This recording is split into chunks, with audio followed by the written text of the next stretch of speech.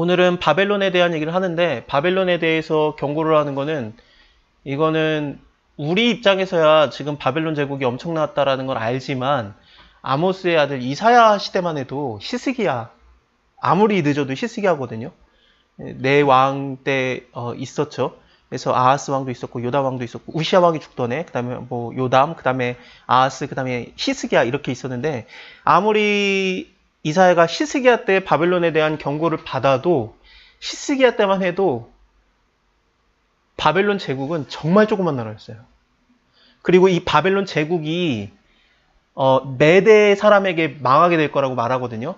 메대라는 나라는 메대랑 바사 제국이 일어나서 바벨론 제국을 무너뜨리거든요. 바벨론 제국이 지금 조그만 나라에서 큰 나라가 된다는 것도 믿을 수가 없을 때였고, 메대라는 나라는 아직 태어나지도 않았습니다.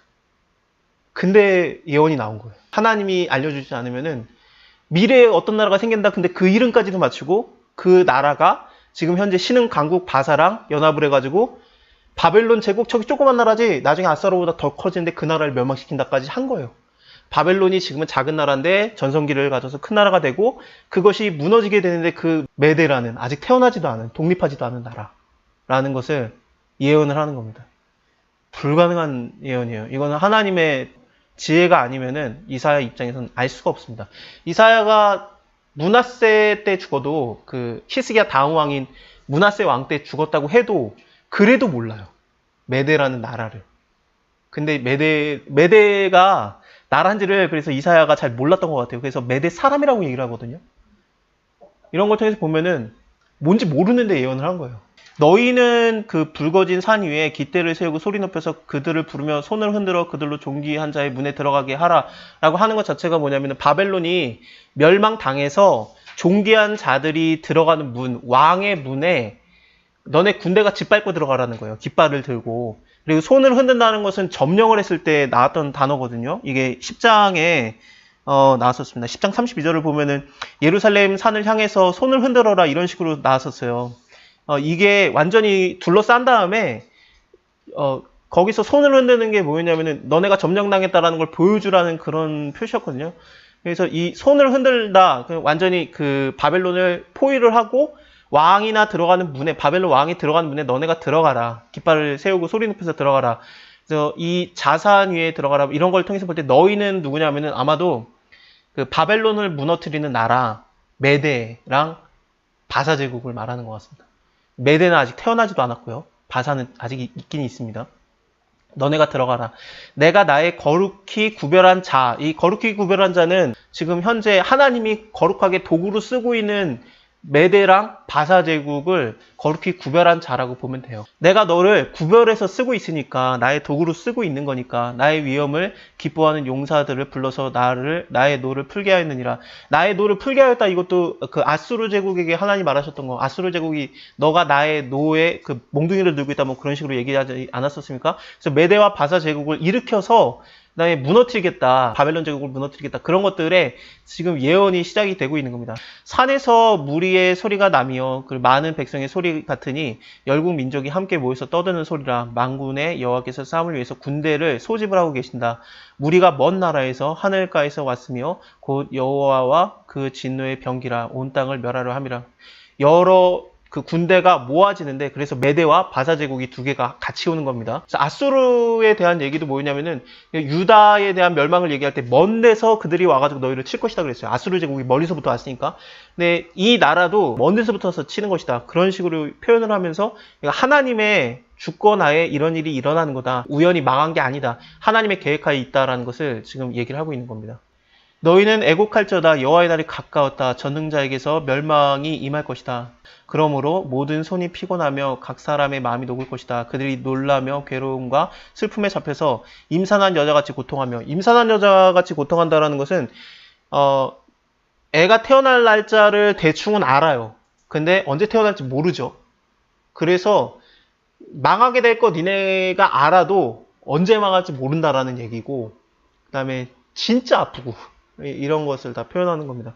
그렇게 될 거고, 서로 보면서 놀라서 얼굴이 불꽃 같으리라, 이렇게 탄다라는 얘기예요. 이사야서에서는 자꾸 불꽃이라는 단어를 굉장히 많이 사용하는데, 이렇게 얼굴이 그 불타올라서 아예 타버린다. 그러니까 너무 놀래서 얼굴이 빨개졌다. 그런 얘기를 하는 것 같습니다. 여호와의 날 곧 잔혹히 분냄과, 하나님은 잔혹한 분이 아니에요. 그래서 이 잔혹히라는 것은 하나님의 분노를 극적으로 표현을 한 것 같고, 하나님의 그 엄청난 분노, 분냄과 맹렬히 노하는 날이 임하여 땅이 황무하며 그 중에서 죄인을 멸하리니 하늘의 별들과 별 떨기가 그 빛을 내지 아니하고 해가 돋아도 어두우며 달이 그 빛을 비치지 아니할 것이로다. 이거에 대해서는 성경에서 굉장히 많이 표현을 합니다. 마지막 날, 멸망의 날에, 심판의 날에 대해서 하늘의 별이 뭐 빛을 내지 아니하는다, 해가 어둡다, 그리고 달이 그 빛을 비추지 못한다라는 얘기들이 많이 나오거든요. 요엘 같은 경우에도 그래요. 그 앞에서 땅이 진동하며 하늘이 떨며 1월이, 그러니까 그 해와 달이 캄캄하며 별들이 빛을 거두는도다라고 얘기를 합니다. 여호와의 그 날이 크고 두렵도다라는 이런 식으로 표현을 하는데, 이거는 3장에서도 이런 식으로 나와요. 그래서 마지막 그 심판의 날 같은 그런 느낌이 있는 거거든요. 여호와의 날이 가까우미로다. 해와 달이 캄캄해지며 별들이 그 빛을 거두도다. 이런 식으로 표현이 되고요. 뭐 하늘과 땅이 진동하게 된다라는 얘기도 있습니다.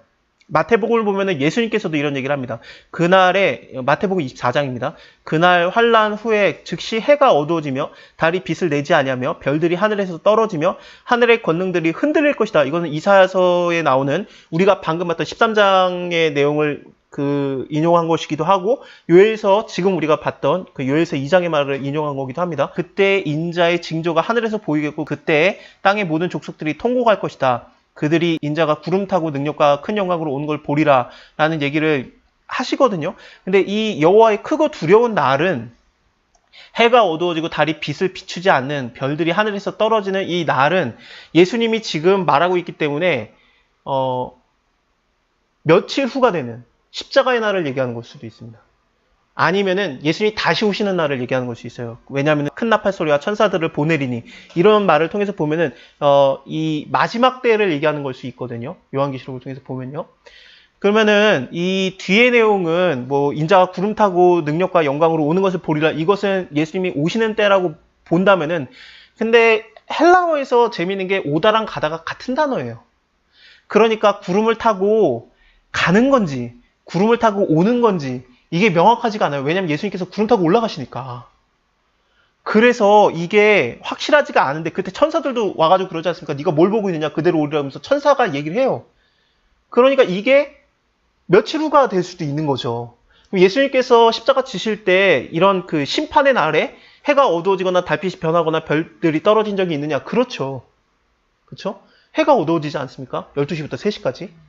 그리고 달빛이 변한다라는 건 요해서를 보면 핏빛이 된다, 뭐 그런 식으로 표현, 예수님의 그 고난을 상징하는 거고, 별이 떨어진다 이것에 대해서는 별들에 대해서 굉장히 말이 많이 나올 건데, 조금 이따가도 다 볼 거예요. 여기 다시 이사야서를 보면은 뭐 별들에 대한 얘기가 나오고, 다음 장을 보면은 너 아침의 아들 계명성이여, 이게 새벽별이라는 뜻이거든요. 어찌 하늘에서 떨어졌느냐, 하늘에 올라서 하나님의 뭇별들 위에 나의 보좌를 높이리라, 이런 식의 표현을 해요. 그러니까 바벨론이 내가 하늘의 별들에 그 있는 데다가 내 보좌를 두리라, 그거보다 높은 데다 보좌를 두리라 하면서 별들에 대한 얘기를 자꾸 하거든요.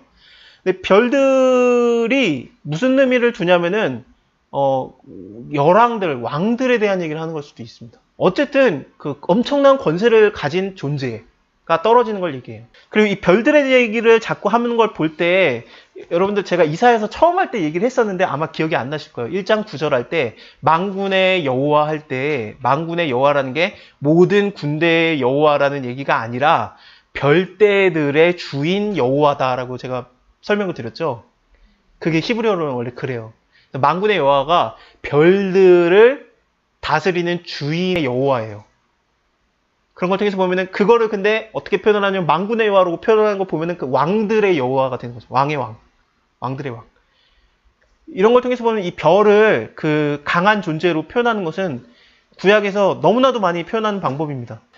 다시 정리를 하면은, 하늘의 별들이 떨어지게 된다, 해가 돋아도 어두워지고 달이 그 빛을 비추지 아니할 것이다 라는 것은 진짜 심판의 날이 임한다 라는 얘기를 하고 있는 겁니다. 결론적으로 보면 그렇습니다. 왕들 다 꼬꾸라지고 그런 얘기입니다. 내가 세상의 악과 악인의 죄를 벌하며 교만한 자의 오만을 끊으며 강포한 자의 거만을 낮출 것이다. 그래서 이 사람들이 이 바벨론이 굉장히 교만해져서 내가 너를 꺾을 것이다 라는 얘기를 하고, 교만하기 때문에 꺾는 방법으로 그 다음 장에서 자세하게 볼 건데, 왕이 무덤에서 파헤쳐져요. 그 얘기까지 예언이 됩니다. 근데 그게 실제로 일어나요. 파헤쳐지는 왕이 느부갓네살 왕입니다. 느부갓네살 왕이, 지금 먼저 좀 설명을 드리겠습니다. 느부갓네살 왕이 자기의 아들이 있는데, 아들의 이름은 유명하지가 않아요. 근데 그 아들을 왕으로 세웠다가 옥에 가둬버려요. 근데 옥에 아들이 갇혀 있을 때 느부갓네살 왕이 죽어요. 그러니까 백성들이 아들을 감옥에서 끌어내요. 그 다음에 네가 왕해라 그랬더니, 이 아들은 자기 아버지가 너무 무서운 거예요. 그래서 느부갓네살 올 텐데 그랬더니 아니야 죽었어 그랬더니 못 믿어요. 그래서 무덤을 파헤쳐서 보여줘요. 그게 예언이 됩니다. 14장에.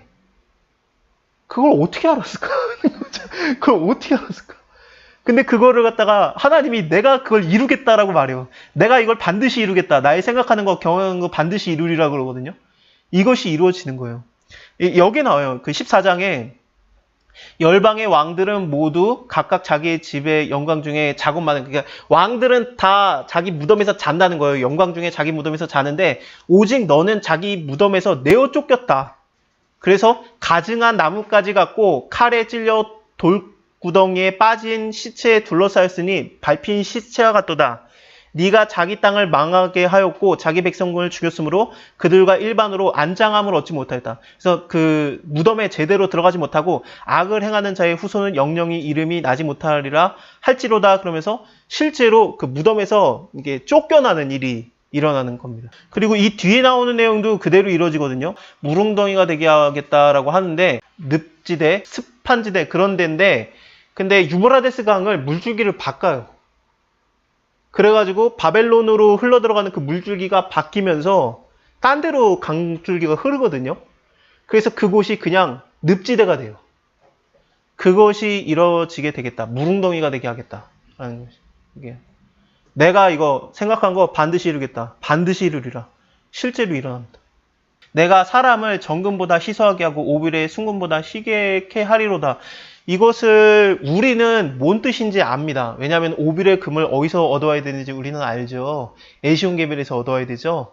그쵸? 엘랏. 거기에서 얻어와야 되는데 솔로몬 때 그걸 해냈었고, 열왕기상 10장 11절에 오빌의 금을 실어온 이 배들, 그래서 오빌에서 많이 얻어와가지고 금을 얻어와가지고 중개무역을 해가지고 이 솔로몬이 굉장히 부유하게 되는데, 그래서 이 솔로몬이 부자가 됐었고 이것을 여호사밧이 한번 해보려고 했는데 실패를 합니다. 배가 가라앉았었고, 그 다음에 우시아가 왕이 되자마자 우시아가 이 항구 도시를 얻었잖아요.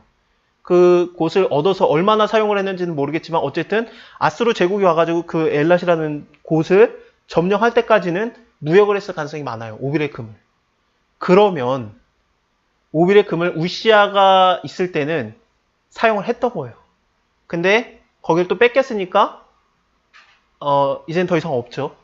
오빌의 금이 귀해진 거예요.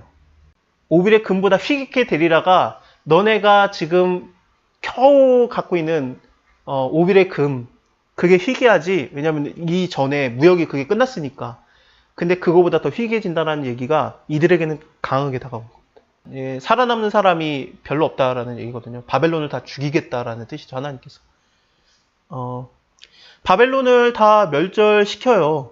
그렇기 때문에 아까 다시 14장을 잠깐 보여드리면은 뭐 무덤에서 나오는 거, 그런 것들 쫓겨나는 거다라든지 이런 걸 얘기를 한 다음에 무릉덩이가 되게 하겠다란 다음에 또 무슨 소리가 되냐면 또 멸망의 비로 소재하리라 라고 돼 있는데, 메대랑 바사 제국에 의해서 바벨론이 멸망을 당하지만 근데 이것을 하나님이 또 하겠다 그랬으니까 또 멸망을 시키는 자가 온 거예요. 이게 누구냐면 알렉산더 대왕이에요. 그때 완전히 바벨론의 그게 사라집니다. 13절에 나 만군의 여호와가 분하여서 맹렬히 노하는 날에 하늘을 진동시키며 땅을 흔들어서 그 자리를 떠나게 하리니 그들이 쫓긴 노루나 모으는 자 없는 양같이 각 동족에게로 돌아가며 본향으로 돌아갈 것이다.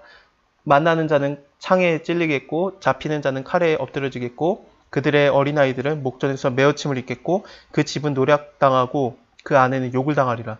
그래서 이것을 왜 하나님이 한다고 하냐면은 바벨론 제국이 다른 나라를 칠 때 아수르 제국을 칠 때도 그랬었지만 유다를 칠 때도 마찬가지였습니다. 예루살렘을 칠 때도 마찬가지였는데 애들을 갖다가 다리를 잡고 휘둘러 가지고 이렇게 깨트려 죽였거든요. 시편 137편에서 우리가 바벨론의 여러 강변에 거기 앉아서 시온을 기억하며 울어도다. 이렇게 끌려간 거예요. 바벨론에 끌려간 다음에 거기에 여러 강변에서 이제 그 시온산성 예루살렘을 기억하면서 우는 건데 그 중에서 버드나무에 우리가 우리의 수금을 걸었나니 그걸 걸어놨는데 우리를 잡은 자들이 그들이 우리에게 노래를 청하면서 야 노래 한번 해봐라. 시온의 노래 중에 하나 노래해봐라. 그래서 하나님을 찬양하는 찬송가 노래 한번 해봐라. 우리를 위해서 불러라 그랬더니 우리가 이방에 있어서 어찌 여호와의 노래를 부를까? 야, 내가 너를 잊었다면 예루살렘 너를 잊었을진데 내 오른손이 그 재주를 이룰지로다. 내 혀가 입천장에 붙을지로다. 노래도 안 하겠다. 그런 겁니다. 내가 예루살렘을 가장 즐거워한다. 라는 얘기를 하는 거죠. 여호와께서 예루살렘에 해봤던 날을 기억하시고 그 에돔 자손을 치소서 저희의 말에 회파하라 회파하라 그 기초까지 회파하라 하였나이다. 에돔 자손이 어떤 성격이냐면은 예루살렘이 멸망당하면 에돔과 이스라엘은 친척이죠. 원래는 쌍둥이 아닙니까? 에서랑 야곱의 사이였으니까. 근데 이 에돔 자손들이 그 유다가 멸망당할 때 자꾸 망했다 잘됐다 막 그런 얘기를 한 거예요. 형제인데. 그러니까 에돔도 한번 같이 치십시오라고 하나님한테 기도를 한 거고요. 여자 같은 멸망한 바벨론아 네가 우리를 향하여 대한 대로 너에게 갚는 자는 유복하리로다. 그러니까 자기네들이 당한 게 있었던 건데 어떤 식으로 당했었냐면은 너의 어린 것들을 반석에 메어치는 자는 유복하리로다. 유다도 이런 식으로 당했어요. 바벨론한테. 그러니까 바벨론의 성격이에요. 바벨론이 유다 아스로 칠 때 애들을 갖다 이렇게 죽였습니다. 그래서 이렇게 죽이는 자가 있으면 복을 받을 것이다 그랬는데 바벨론이 이렇게 죽어요. 왜냐하면 하나님이 그걸 예언해요. 이사야서에서 너희가 그렇게 될 것이다라고. 아직 바벨론 거대한 나라 아닙니다. 이렇게 할 거라는 것까지 다 알았어요. 이사야가. 하나님에서 가르쳐 준 거죠. 보라 은을 돌아보지 아니하며 금을 기뻐하지 아니하는 메대 사람을 내가 격동시켜서 그들을 치게 하리라. 바사 제국이 일어나서 친다라고 하면은 그럴만해요. 바사 제국은 있으니까. 근데 메대 사람을 내가 격동시켜서 치게 하겠다고 하는데 메대가 어떤 사람인지까지 표현을 해요. 은이나 금을 기뻐하지 아니하는 메대 사람. 왜냐하면은 메대 사람은 아까 제가 말씀드린 대로 아수르가 막 괴롭힐 때 그때 흩어져서 살다가 독립을 했어요.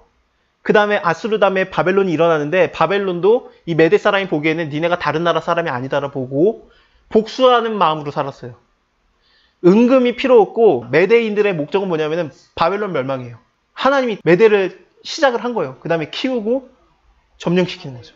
메대 사람이 활로 청년을 쏘아 죽이며 태의 열매를 긍휼히 여기지 아니하며 아이를 불쌍히 보지 아니할 것이다. 열국의 영광이요 갈대아 사람이 자랑하는 놀이개라는 건 장난감 같은 건데 이게 너넨 장난감이 됐다라는 게 아니라 너무 아름다운 존재다. 그런 뜻으로 보면 됩니다. 너무 아름다운 존재가 된 자랑거리가 된 바벨론이 하나님께 멸망당한 소돔과 고모라 같이 될 것이다. 그래서 소돔과 고모라 같이 하나님이 멸망시키겠다 그러는데 재밌게도 여기서 이렇게 본 다음에 소돔과 고모라가 멸망당할 때 그때 도망갔던 사람이 아브라함의 조카 롯이죠. 롯이 어디로 도망갑니까? 원래 딴 데로 도망가라 그랬는데 소알이라는 작은 성으로 도망가지 않습니까? 그 얘기가 나와요. 그게 15장에 나와요. 15장에 모압에 대한 경고라. 모압이 누구의 아들입니까? 롯의 딸들이 낳은 게 모압과 암몬 자손인데 모압에 대한 경고다라고 말할 때 그들이 도망을 가게 될 것이다 그러면서 소알이 거론이 됩니다. 소돔과 고모라가 멸망당할 때 도망을 가듯이 소알로 도망간다라는 얘기가 5절에 나오는데요. 여기 그 귀인들은 소알과 에글랏과 그 다음에 스리시아로 도망가면서 운다 그러는데 이 귀인들이라는 것을 히브리 발음으로 거의 똑같은 게 무슨 뜻이냐면은 도망가는 자가 있어요. 그래서 그 귀인들이 마치 도망가는 자랑 똑같이 이 발음이 들려요. 그래서 도망가는 자들이 소알로 도망간다 이 얘기를 한 거예요. 모압이 소돔과 고모라 때 멸망당했을 때 소알로 도망갔듯이 너네도 멸망당해서 일로 도망간다 라는 얘기를 하는 겁니다. 재미있는 게 또 하나가 뭐냐면 디본 산당이 무너진다라는 얘기를 하면서 9절에서는 디몬으로 바뀌어요. 이게 오타가 아니냐. 9절에 또 뒤에 보면은 그럴지라도 내가 디몬의 재앙을 내리라 그러거든요. 디본이었는데 디몬으로 바뀌어요. 같은 지역이에요. 근데 왜 이름이 바뀌냐? 이거 일부러 이렇게 쓴 거예요. 왜냐하면 디몬이 피라는 뜻이에요. 그래서 9절에 보면은 디몬의 물에는 피가 가득함이로다. 이 피라는 말을 하려고 디몬이라고 일부러 발음을 바꾼 거예요. 마치 5절에서 귀인들이 도망가는 자라는 발음이 똑같은 것처럼. 이사야가 이거 되게 좋아해요. 그러니까 가지라는 단어에서 나사렛까지 나오지 않습니까? 아우, 이게 히브리어를 쓰는 그 사람들에게는 이게 팍팍 꽂히는 거예요. 왜냐면 발음이 똑같은 걸로 얘기하니까. 이사야가 이런 거 좋아해요. 그래서 발음이 똑같은데 다르게 나오는 것들. 이런 거 좋아하고. 다시 13장 후반을 보면은 바벨론이 그렇게 소돔과 고모라 같이 될 것이다. 20절에 그곳에 처할 자가 없겠고 거할 사람이 대대에 없을 것이다. 아라비아 사람도 거기 장막을 치지 아니하고 목자들도 그곳에 양떼를 쉬게 하지 아니할 것이다. 오직 들짐승이 거기에 엎드러지고 부르짖는 짐승이 그 가옥에 충만할 것이며 타저가 거기 있고 들량이 거기서 뛸 것이며 그 궁전에는 그 승냥이들이 부르짖을 것이다. 화려한 전에는 들깨가 울 것이고 그 때가 가까우면 그날이 오래 가지 않을 것이다. 그 다음에 14장을 넘어갈 때 여기에는 빠지는데 무슨 단어가 있냐면 왜냐하면이 있습니다. 이런 바벨론 제국의 멸망이 왜 일어나느냐? 왜냐하면 여호와께서 야곱을 긍휼히 여기셨기 때문에 그렇다. 그래서 하나님께서 하나님을 믿는 백성들을 불쌍히 여기시기 때문에 그래서 내가 바벨론 제국을 멸망시킨다라는 얘기를 이어가고 있습니다.